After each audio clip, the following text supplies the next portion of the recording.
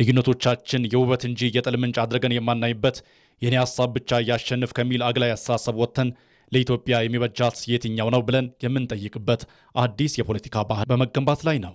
ይህ የዜጎች ንቁና በተስፋ የተሞላ የጋራ አንድነትን በመገንባትና በማጠናከር ረገድ ያለው ሀገራዊ ትርጉም እጅግ የጎላም ሆነዋል።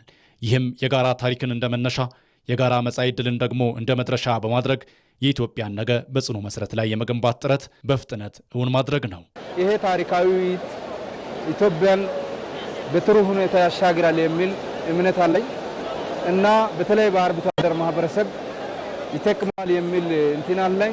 ከአሁን በፊት የነበረው በተለይ የሰላም ጉዳይ ላይ በጣም ኢትዮጵያን ይጠቅማል፣ ወደ አንድ ያመጣዋል። የነበረውን ታፍነው የነበሩትን ጥያቄዎቹ እዚህ ላይ ምላሽ ያገኛል የሚል እምነት አለኝ። በምክክር መድረኩ ላይ የሚሰሙት ድምጾች የፍላጎት፣ የተስፋ፣ ሀገራዊና የጋራ የወደፊት ህልሞች ናቸው። ዜጎች በንቃትና በባለቤትነት ስሜት የሚያደርጉት ይህ ተሳትፎ ሀገራዊ አንድነታችንን በማጠናከር በጽኑ መደጋገፍና መከባበር ላይ የተመሰረተ ህብረት በመፍጠር የጋራ አቅም መሆን ችለዋል። ከሀገራችን ጥቅም አኳያ የጋራ ሀገራችንን ከመገንባት አኳያ አይቶ ሁሉም ሰው አንድ ሊያደርገንና እቺን ሀገርም ሊያሻግራት በሚችለው ሁኔታ ነው እየተግባባን ያለነው። ከየአቅጣጫው የተሰበሰቡት ኢትዮጵያውያን ለሀገራዊ አንድነት፣ ለዘላቂ ሰላም፣ ለፍትህና ለጋራ እድገት የሚረዱ ሀሳቦችን በባለቤትነት ስሜትና በትልቅ ኃላፊነት በማጋራት ላይ ናቸው። እያንዳንዱ ተሳታፊ ያቀረበው ሀሳብ የልዩነት ድልድይ የሚገነባ የታሪክ ጠባሳዎችን የሚያክም እንዲሁም የተሻለች ሀገር ለቀጣዩ ትውልድ ለማስረከብ ያለውን ጽኑ ፍላጎት የሚያንጸባርቅ ነው።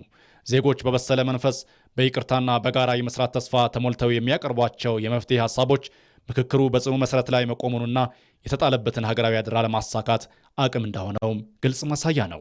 ጥያቄ እንዳለ ሆኖ አጀንዳው እንዳለ ሆኖ ለዚህ ሀገር መብቴው ምንድን ነው? መብቴውን ነው አሁን እየተነጋገሩ ይሄ እንዲህ ቢሆን ዲሞክራሲ በደንብ መሬት ይይዛል የሚል ሀሳብ ነው ሰዎቹ ይዞ የመጡት።